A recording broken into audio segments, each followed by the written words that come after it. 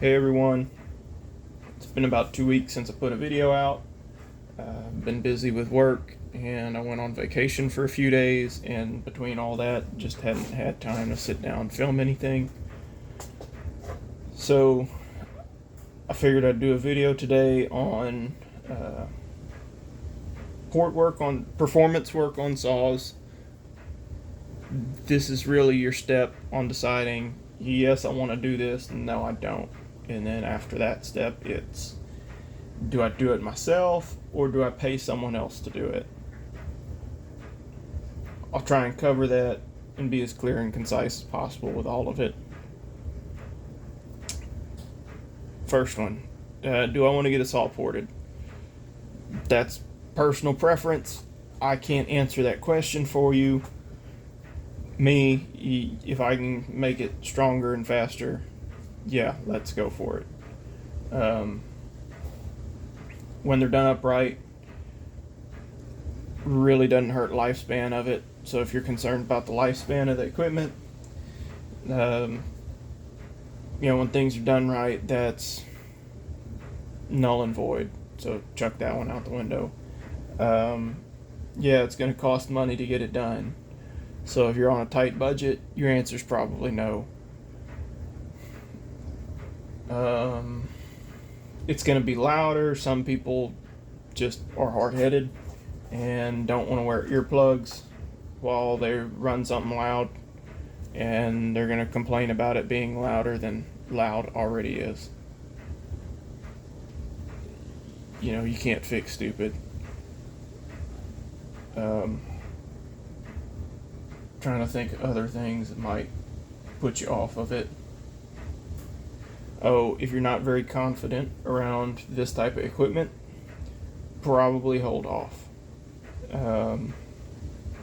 You're already messing with something with a good potential to injure yourself.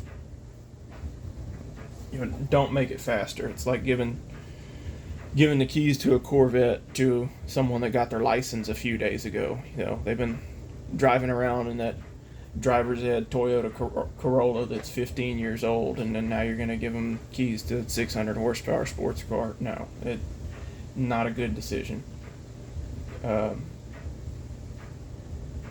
then the last one is like, hey, can you keep it together in stock form? There's people that run dull chains and low quality oil and fuel mix, or they'll put gas in there and store it for a year and a half, and then just be absolutely dumbfounded when they pull it out of the garage a year and a half from now and it doesn't want to start. So if you're the kind of person that can't keep chains sharp, doesn't know anything about keeping chains sharp, throws chains off of bars left and right, probably not the best idea. It's back to the driver's ed thing. You got to learn how the equipment works before you get behind the wheel of something that's bigger and faster.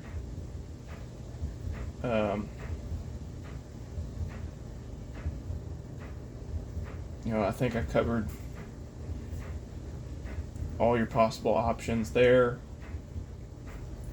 that would make you say no, or where you should say no. So let's just move on to I still want to port it saw.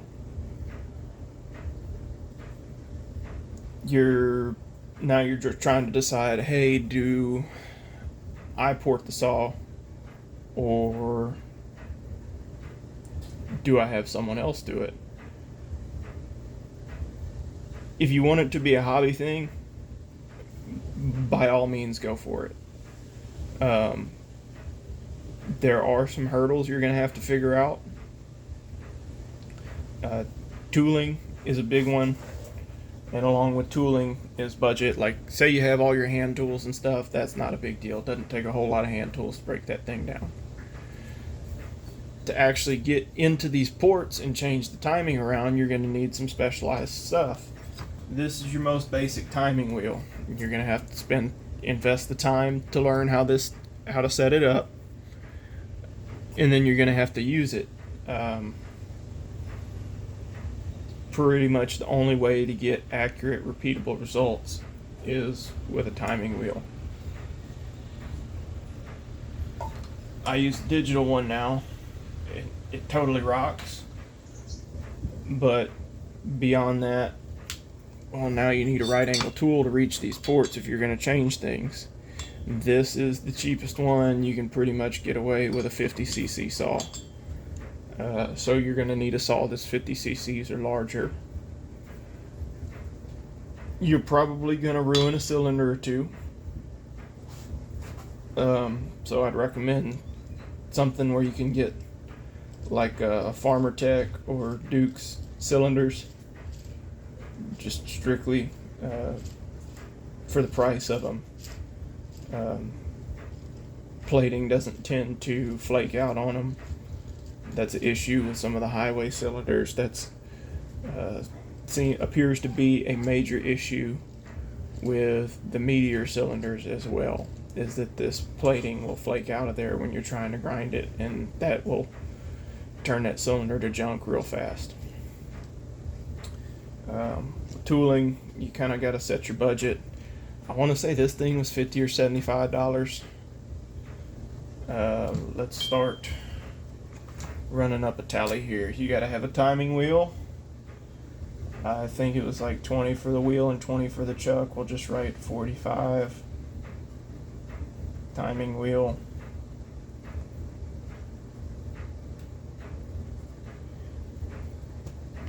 This is a right angle handpiece. Just write 70. Handpiece. I do not recommend a Dremel, so I'm not even going to consider that an option. You're going to need one of those right there. They're connected to a foot pedal on the floor, and yeah, my floor is terrible. I mean, my bench is not by any means great, but my floor is terrible. I highly recommend getting the reversible one. When you start chamfering ports with like diamond burrs and stuff, they'll want to run on you one direction or the other. With the reversible rotary tool, you can eliminate some of that. That thing was cheaper than I thought. I want to say it was about $75.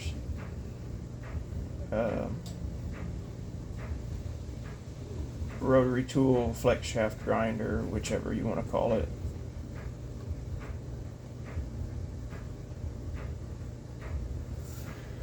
Then you're going to need burrs. I got, a whole assortment of them sticking up right there. They're actually pretty cheap. They're about $20 for a set, 15 to 20. So let's say $30 in burrs. What else? You'll need a caliper to measure squish. I think that one was cheap. It was about $40. And then now you get to the specialized stuff. If you want to make 95% of the saws, if you want to make really noticeable gains, you're going to have to do some sort of machine work. I don't own a lathe. The way I get around that is I know a machinist who agreed to help me with some of this stuff. This here is a mandrel. It's been custom made.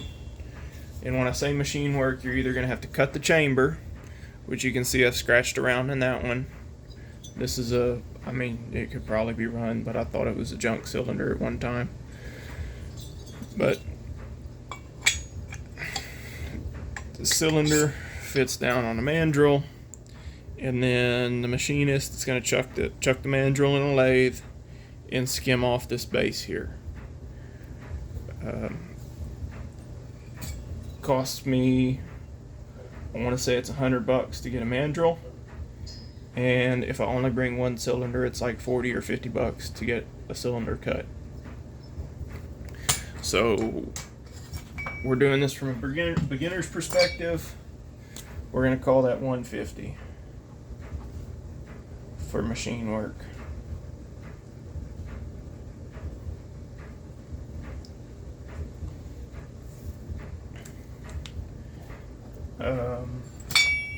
What do we have past machine work? If you want to cut the chamber, you can either pay the machinist to do that, and that's another thing. These Echoes run a really large squish, quench, whatever you want to call that measurement. So all you have to do is cut the base on most of the Echoes. If you have a Stihl or Husqvarna, you're going to need to cut the chamber. That one is a little pricier through the machinist. I haven't had it done yet, but I bought a chamber cutter. I think the Dino Joe's chamber cutter is around $100. Might be more. I can't remember, but just say it's around $100. We'll add another 100 for chamber work.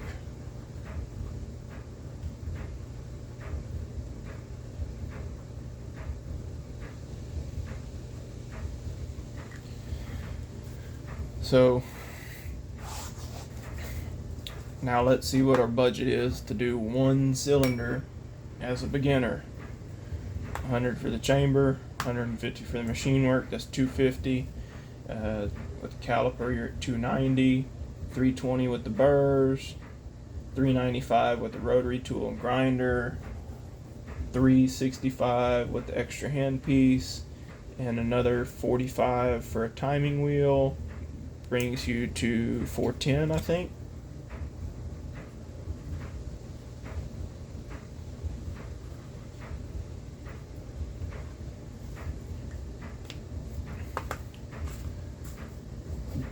That's not super cost effective, and the fact that you're probably not going to nail it on the first try.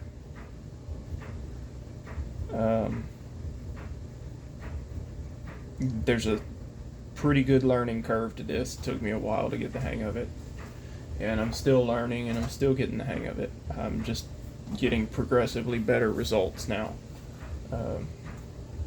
So I figure as long as my builds are still getting progressively faster, I'm still learning.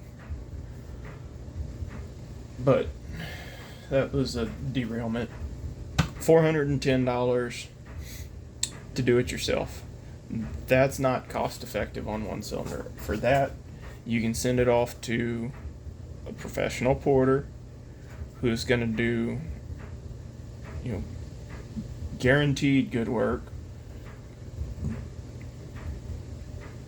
And, they've already invested the time in getting the port timing figured out for the Model Assault.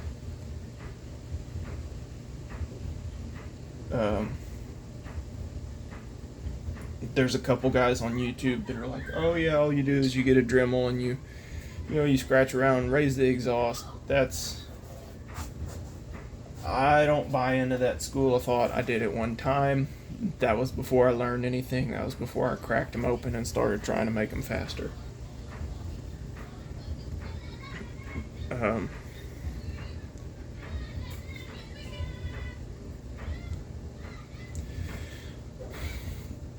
So there's budget. The other thing is time. Getting it figured out, and I guess I could scratch tooling out of there because that was pretty much what the budget was about. It was probably, I probably had to do, I'm still getting better, and I've only done about 10 saws. I think I started doing this at the beginning of the year. I do 1 or 2 a month.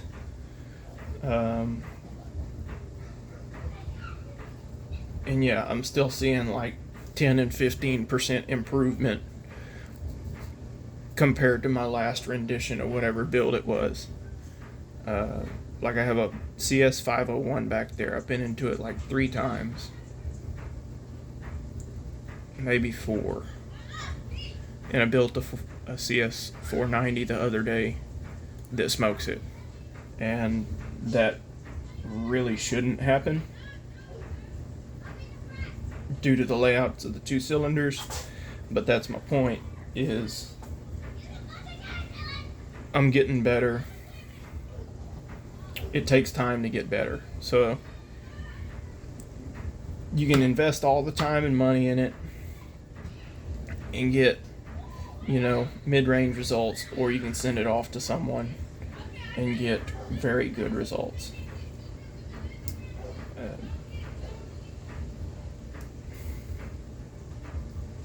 I think that pretty much covers it. If you have any other questions, put them in the comments. I trail off real bad when I start talking about things. I bounce off between 5 or 10 different subjects, and then all of a sudden I don't remember where I started. But if you want to portasaw, by all means go for it, but spend a little time learning what goes into it before you go ruin a cylinder. If you take a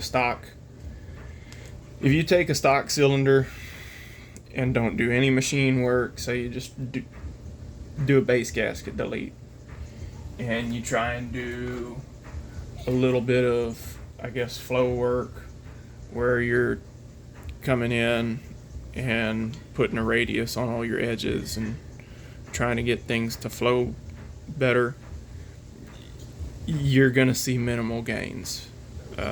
Honestly, you're going to see minimal gains. Muffler mods, same way. That one will fool you 9 times out of 10. You're going to be like, oh man, this thing is so much faster. It's got so much more power. And, maybe you picked up a second. Which, hey, that could be a 5% increase in cut speed. But, that can also be operator error is more than a second sometimes.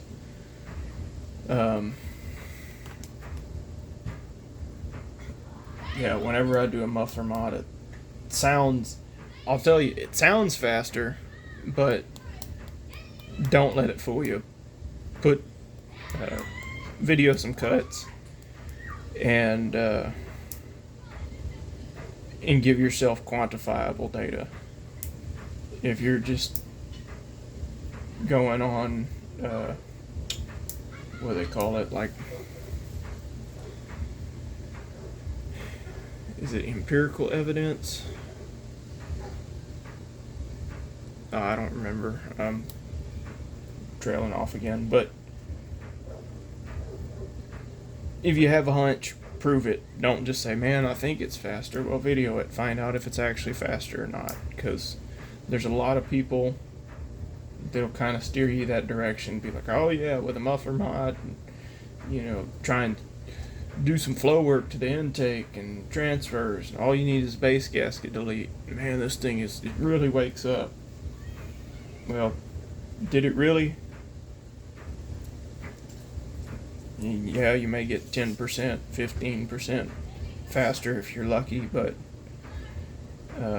most of the time when a saw is actually ported, it's like 30 to 50% faster. It's a night and day difference. So that's my 2 cents on all of it.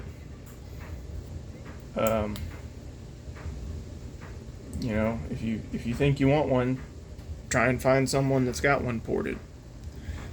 See if they'll let you run it. I'm just a hobby builder, but if I want to gain a client, essentially, where I kind of do this for buddies, and every now and then I take one in from the general public, fastest way to get them to say, oh yeah, I want one, is to put one in their hands and let them use it.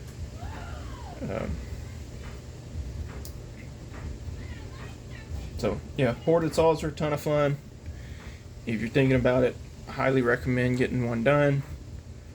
If you want to do it yourself, it's a great hobby, but it's not a cheap hobby. This handpiece here is like the mid-range one, and I think that's $250.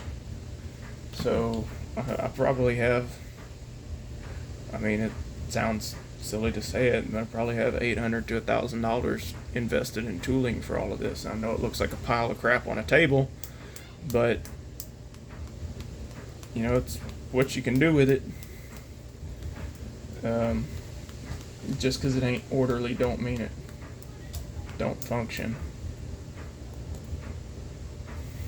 But there's my rambling nonsense for the evening.